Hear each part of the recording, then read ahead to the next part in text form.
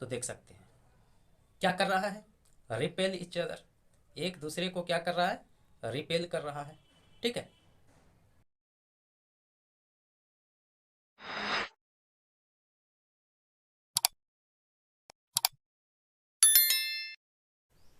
Hello बच्चों, आप सभी को स्वागत है मंटू फिजिक्स में। आइए हम लोग ट्वेल्थ क्लास का फर्स्ट चैप्टर फिजिक्स का electric charges and electric field के बारे में पढ़ते हैं। तो सबसे पहले हम लोग जानते हैं चार्ज क्या होता है। What is charge? Charge is the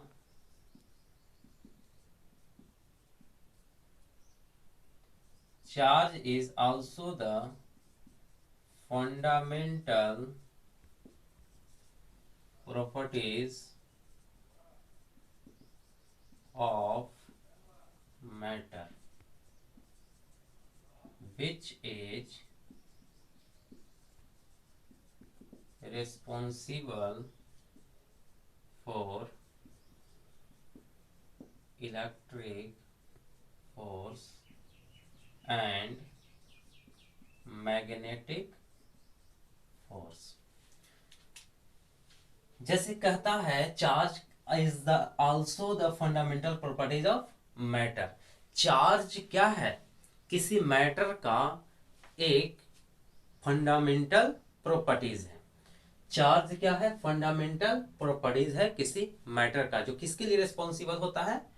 electric force और मैग्नेटिक फोर्स के लिए रिस्पॉन्सिबल होता है। जैसे ध्यान देंगे कि यदि अगर मान लीजिए कोई ऑब्जेक्ट है, अगर मानते हैं ये ऑब्जेक्ट है, इस ऑब्जेक्ट का प्रॉपर्टीज क्या हो सकता है?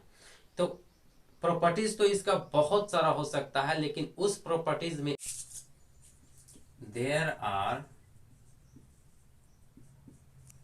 To types of charge. Charge का दो टाइप होता है। First is positive charge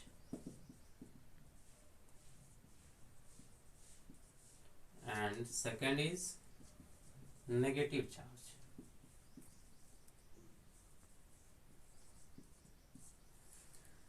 charge के लिए फॉर्मूला होता है charge is equal to electric current into time.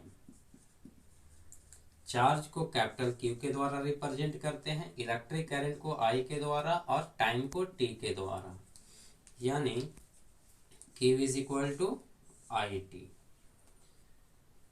Charge SI unit of charge. Electric current का क्या हो जाएगा? एम्पियर, और टाइम का सेकेंड, एम्पियर सेकेंड या कूलम,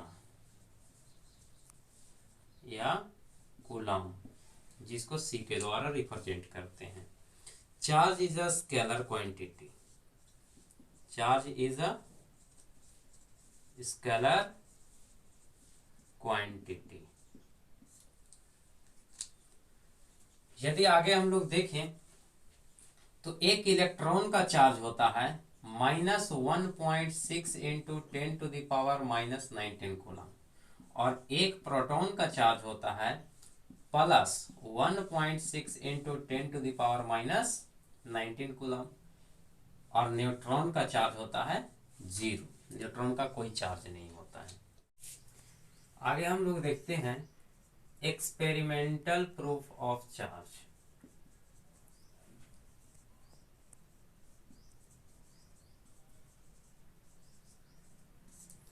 यहां पे हम लोग एक्सपेरिमेंट करके क्या देखा गया कि एक कैट्स स्किन को लिया गया और एक एवोनाइट रेड को लिया गया।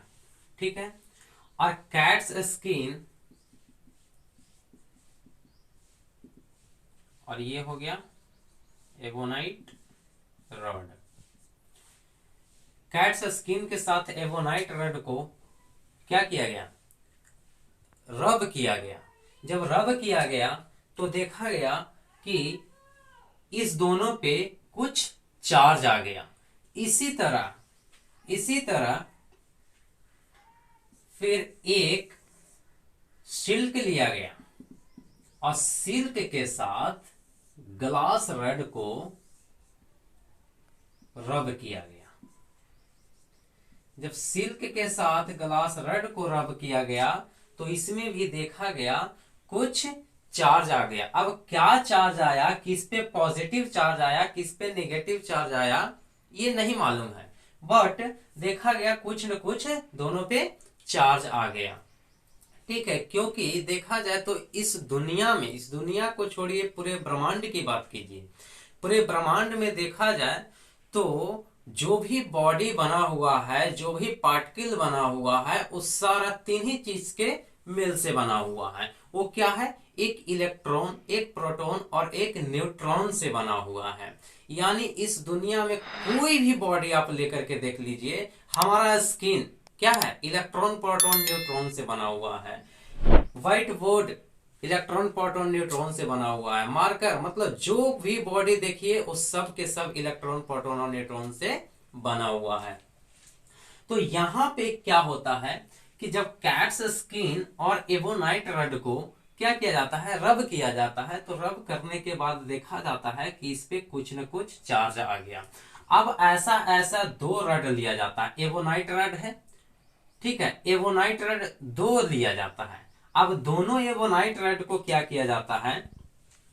जैसे एबोनाइट रड को कैट्स स्किन के साथ में किए रब, तो इस पे मान लिया जाए पॉजिटिव चार्ज आ गया होगा और इस पे नेगेटिव चार्ज आ गया होगा। ठीक है, अब एक और एबोनाइट रड लिए, तो इस एबोनाइट रड पे भी कौन सा चार्ज रहेगा? नेगेटिव चार्ज रहेगा। ठीक है, तो देखा गया कि दोनों एबोनाइट रड को एक दूसरे के पास लाया गया, तो देखा जा रहा है यहां से कि एक दूसरे को क्या कर रहा है? रिपेल कर रहा है। ठीक उसी प्रकार से ग्लास रड को सिल्क के साथ रब किया गया, तो रब करने के बाद देखा गया कुछ इस पे चार्ज आ गया ग्लास रड पे और कुछ सिल्क पे चार्ज आ गया। उसी तरह से दो ग्लास रड लिया गया। जब दो ग्लास रड लिया गया, ठीक है, अब दोनों ग्लास रड को सिल्क के साथ रब किया गया, तो जो इस पे चार्ज आया होगा वही इस पे भी चार्ज आया होगा। ठीक है, इसके बाद अब ये पता कैसे चला कि दोनों ग्लास रड पे या दोनों एबोनाइट रड पे सेम चार्ज आया? ये पता ऐसे चला कि रब करने के बाद ये दोनों, जैसे मान लिया जाए, इसको मानते हैं कि ये दो एबोनाइट रड है। ठीक है, इस एबोनाइट रड को कैट्स स्किन के साथ रब किए और मान लीजिए ये कैट्स स्किन है, इसके साथ रब किए और इस एबोनाइट रड को भी रब किए। रब करने के बाद जब एक दूसरे के पास लाया गया तो ये क्या हुआ? एक दूसरे को रिपेल कर दिया। ठीक उसी तरह ग्लास रड को सिल्क के साथ रब किया गया, तो रब करने के बाद में फिर दोनों ग्लास रड को पास लाया गया, तो यहां पे भी एक दूसरे को रिपेल कर दिया।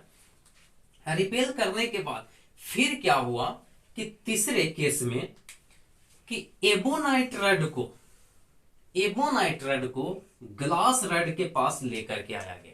एबोनाइट रड को ग्लास रड के पास लेकर के आया गया, तो यहां पे देखा जा रहा है कि एक दूसरे को अट्रैक्ट कर रहा है। यानी यहां से क्या पता चल रहा है? यहां से यह पता चल रहा है कि same charge repel each other and opposite charge attract. ठीक है, यहां से एक चार्ज का प्रॉपर्टीज निकल करके आता है। वो कौन सा बन गया प्रॉपर्टीज? कि like charge repel and unlike charge attract. ठीक है, इसी को हम लोग कुछ एक्सपेरिमेंट प्रूफ करके देखेंगे, एक्सपेरिमेंट करके देखेंगे। ठीक है, क्या वाकई में ऐसा होता है या नहीं होता है। आइए बच्चों, अब हम लोग देखते हैं कुछ एक्सपेरिमेंट। देखिए, ये हमारे पास में प्लास्टिक का स्ट्रॉ है कुछ। ठीक है, अब इससे हम एक्सपेरिमेंट करके देखते हैं चार्ज कैसे प्रोड्यूस होता है रबिंग करके। तो ये प्लास्टिक स्ट्रॉ को हम क्या करते हैं, अपने बालों में रब करते हैं, ठीक है। और इसके बाद देखिए यहाँ पे हमारे पास में कुछ पेपर के टुकड़े हैं, ठीक है, छोटे छोटे टुकड़े। अब यहाँ पे हम रबिंग करने के बाद क्या करेंगे कि इसके पास लेकर के जाते हैं, देखिए किस तरह से अट्रैक्ट कर रहा है, ठीक है। यानी यहाँ पे क्या था, अलग अलग मटेरियल है, अलग अलग मटेरियल का ऑब्जेक्ट है यहाँ पे। जैसे हम लोग यहाँ पे अभी देखें कि ग्लास रड जो है, ये 2 ग्लास रड को सिल्क के साथ रबिंग किए, ठीक है। तो रबिंग करने के दौरान एक क्या हुआ, सिल्क पे मान लीजिए नेगेटिव चार्ज आया होगा, तो ग्लास रड पे पॉजिटिव चार्ज आया होगा, ठीक है। हम लोग को ये पता नहीं है कि किस पे, हम सिर्फ मान रहे हैं, ये आप लोग को बताने के लिए मान करके चल रहे हैं कि इस पे पॉजिटिव और इस पे नेगेटिव चार्ज आया होगा, ठीक है। बाद में फिर क्या देखा गया, जब दोनों ग्लास रड को एक दूसरे के पास लेकर के जाते हैं, तो ये दोनों ग्लास एक दूसरे को क्या कर दिया, रिपेल कर दिया। जबकि एक ग्लास रड को और एक एबोनाइट रड को पास में लेकर के आते हैं तो एक दूसरे को अट्रैक्ट करता है, क्योंकि यहाँ पे मटेरियल क्या कर गया, चेंज कर गया। मटेरियल चेंज करने की वजह से हो सकता है अलग अलग चार्ज आया होगा, एक पे पॉजिटिव एक पे नेगेटिव। किस पे पॉजिटिव किस पे नेगेटिव आया होगा वो नहीं बता सकते, बट दोनों पे अपोजिट चार्ज आया होगा, जिसके वजह से ग्लास रड और एबोनाइट रड को पास लाने पे क्या हो रहा है, अट्रैक्ट कर रहा है। ठीक उसी तरीका से हम लोग यहाँ पे देखते हैं, मानते हैं कि ये प्लास्टिक स्ट्रॉ सेम मटेरियल का है, सेम साइज का भी है और सेम कलर भी है, ठीक है। इस पे हम लोग चार्ज प्रोड्यूस करके देखते हैं क्या होता है, ठीक है।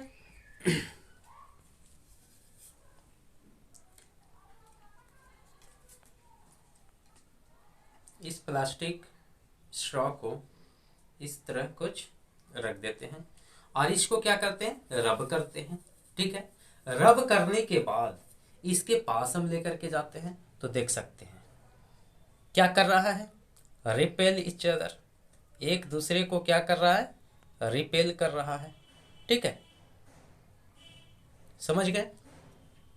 इसी तरीके से यदि अगर इस ये प्लास्टिक स्ट्रॉ जो था, ठीक है, इसको हम वापस से रख देते हैं।